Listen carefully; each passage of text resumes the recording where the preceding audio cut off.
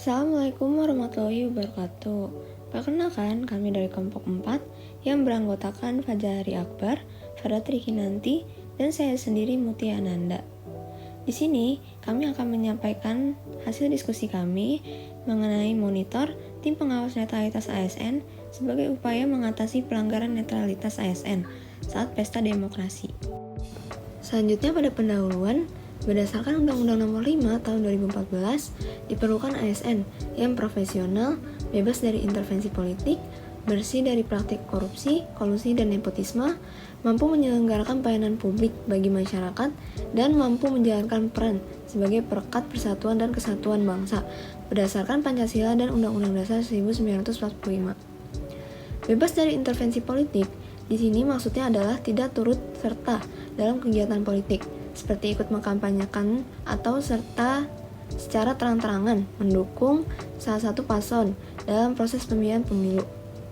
ASN hanya berperan sebagai perencana, pelaksana, dan pengawas melalui pelaksanaan kebijakan publik dan pelayanan publik yang bersifat netral dan tentunya bebas dari intervensi politik. Selanjutnya, Asisten Komisi Aparatur Sipil Negara atau KASN, Lip Ilham Firman mengungkapkan bahwa data secara nasional selama tahun 2020 hingga 2021 ada laporan yang masuk sebanyak 2034 kasus dan 1596 diantaranya yaitu ASN yang terbukti melakukan pelanggaran terkait netralitas pada pemilihan umum.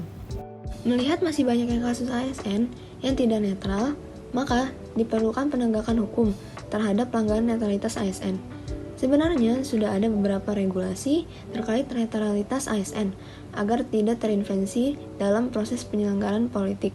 Di antaranya yaitu pada pasal 15 ayat 1 Peraturan Pemerintahan Nomor 42 Tahun 2004 tentang pembinaan jiwa korps dan kode etik pegawai negeri sipil dan Undang-Undang Nomor 5 Tahun 2014 tentang aparatur sipil negara. Akan tetapi, tetap masih ada ASN yang terlibat dalam kegiatan politik. Selanjutnya pada metode penelitian, dalam artikel ini metode penelitian digunakan yaitu metode kualitatif yang bersifat deskriptif. Penelitian kualitatif menurut sumber datanya, data penelitian ini digolongkan ke dalam data sekunder. Data sekunder yaitu data yang diperoleh lewat pihak lain dan tidak langsung diperoleh oleh peneliti dari subjek penelitiannya. Dalam pengumpulan datanya, teknik yang digunakan adalah studi literatur. Studi literatur ini bersumber dari beberapa artikel dalam jurnal, buku, peraturan-peraturan, atau konten media informasi yang berkaitan dengan fokus dan isu masalah dalam penelitian ini. Lalu selanjutnya ada hasil dan pembahasan. Monitor merupakan sebuah tim khusus yang dibentuk dengan tujuan utama mengawasi netralitas ASN. Menurut Nur Aida Moksen tahun 2018, netralitas ASN mengandung makna impartiality, yaitu bebas kepentingan, bebas intervensi, bebas pengaruh, adil, objektif, dan tidak memihak. Badan Pengawas Pemilu atau Bawaslu merupakan badan independen yang dibentuk dalam rangka mewujudkan penyelenggaraan pemilihan umum yang berintegritas dan berkredibilitas sesuai dengan asas langsung, umum, bebas, rahasia, jujur, dan adil, atau luber jurdil. Oleh karena itu, tim monitor dipimpin oleh unit atau individu dari Bawaslu. Namun dengan bantuan berbagai pihak sehingga tercipta sinergi yang mempermudah pengawasan. Hal ini sejalan dengan konsep whole of government ketika instansi pelayanan publik bekerja lintas batas atau lintas sektor guna mencapai tujuan bersama dan sebagai respon terpadu pemerintah terhadap isu-isu tertentu. Lalu yang selanjutnya ada larangan terkait pemilu bagi ASN berdasarkan Surat Edaran Kemenpan RB dan Surat Edaran KASN. Yang pertama, kampanye atau sosialisasi media sosial seperti posting, share, berkomentar, like, dan sebagainya. Yang kedua, menghadiri deklarasi calon. Yang ketiga, ikut sebagai panitia atau pelaksana kampanye. Yang keempat, ikut kampanye dengan atribut PNS. Yang kelima, mendukung kampanye dengan menggunakan fasilitas negara. Yang keenam, menghadiri acara partai politik. Yang ketujuh, menghadiri penyerahan dukungan partai politik kepada pasangan calon. Yang kedelapan, mengadakan kegiatan mengarah keberpihakan, seperti melakukan ajakan, himbauan, seruan, pemberian barang. Lalu yang kesembilan, memberikan dukungan ke calon legislatif atau calon independen kepala daerah dengan memberikan KTP. Lalu selanjutnya yaitu ada langkah strategis implementasi gagasan. Pada tahap pertama, kolaborasi dengan berbagai pihak. Pada tahap ini, Bawaslu selaku motor penggerak tim mengkomunikasikan kepada lembaga yang akan membantu dan berkontribusi terhadap jalannya tim monitor ini. Penjelasan latar belakang terbentuknya tim juga dipaparkan pada tahap ini. Lalu pada tahap kedua ada diskusi strategi. Pada tahap ini, masing-masing lembaga memberikan pendapat terkait strategi atau rencana yang akan dijalankan oleh tim monitor. Dengan memperhatikan tugas dan kewenangan asli dari lembaga tersebut, terbentuklah strategi pengawasan yang akan dilakukan. Lalu pada tahap 3, yaitu ada pembagian fokus atau top tupoksi. Setelah strategi dimatangkan, masing-masing unit delegasi lembaga dibagi sesuai dengan alur kerja tim yang telah ditentukan. Hal ini bertujuan agar setiap tahapan terorganisir berjalan dengan baik. Yang keempat ada pemantauan.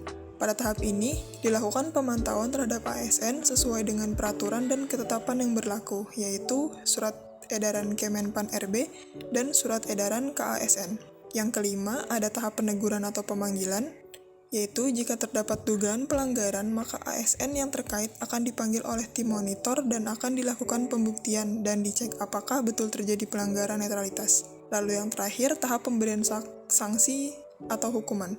Pada tahap ini, KASN yang selalu yang memiliki kewenangan akan memutuskan jenis hukuman atau sanksi apa yang tepat. Baik, selanjutnya ada pihak-pihak yang dapat dilibatkan. Yang pertama itu ada Bawaslu. Beliau dapat mendelegasikan beberapa anggota unitnya untuk menjadi bagian dari tim monitor. Sebagai penggerak tim, Bawaslu memiliki kewenangan yang lebih tinggi terhadap jalannya kerja pengawasan tim ini. Yang kedua ada Kemendagri, dapat mendelegasikan beberapa anggota unit untuk menjadi bagian dari tim monitor di setiap daerahnya, serta dapat mengkoordinasikan kepada setiap pemerintahan daerah. Selanjutnya ada Kemenpan RB, juga bertugas mendelegasikan beberapa anggota unit untuk menjadi bagian dari tim monitor dan mengkoordinasikannya sebagai pusat pengendali. Yang keempat ada BKN atau Badan Kepegawaian Negara, juga bertugas mendelegasikan anggota unitnya untuk menjadi bagian dari tim, serta dapat membantu mencari data ASN karena lembaga ini memiliki data lengkap seorang ASN. Yang terakhir itu ada KASN, bertugas mendelegasikan juga serta dapat menimbang dan memberikan sanksi atau hukuman terhadap ASN yang melanggar. Selanjutnya untuk analisis SWOT-nya, yang pertama pada bagian kekuatan, dengan kolaborasi dan terintegrasi dengan berbagai pihak, maka tim monitor ini akan bekerja lebih efektif dengan cakupan yang lebih luas serta kompak. Juga dengan satu tim, maka komando pengawasan akan lebih terkendali dan terstruktur. Untuk kelemahannya, ego sektoral ditakutkan akan terjadi gitu, karena masing-masing lembaga ini ingin terlihat paling baik, serta akan ada lembaga yang menutupi jika ada anggotanya yang terlibat dalam kasus pelanggaran netralitas ini. Untuk peluangnya, koordinasi yang mudah karena terintegrasi dengan berbagai lembaga juga dapat membuka peluang baru gitu, atau berkolaborasi dengan lembaga-lembaga lainnya, misalnya TNI Polri atau lembaga lainnya. Kemudian di bagian ancamannya, ASN yang melanggar namun tidak terdeteksi karena berbagai hal di luar dugaan. Jadi ASN yang sulit terdeteksi ini akan menjadi ancaman gitu, karena dia bakal tetap bisa melanggar. Baik, kesimpulannya, tim monitor ini berangkat dari latar belakang banyaknya permasalahan netralitas ASN. Oleh karena itu diperlukan pengawasan, dan kelompok kami memiliki gagasan atau ide sebuah tim yang terintegrasi karena terdiri dari berbagai lembaga untuk mengawasi khusus netralitas ASN.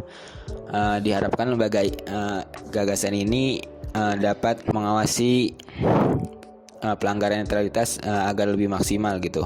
Sekian dari kelompok kami, kelompok 4. Kurang lebihnya mohon maaf. Billahi taufik wal hidayah. Wassalamualaikum warahmatullahi wabarakatuh.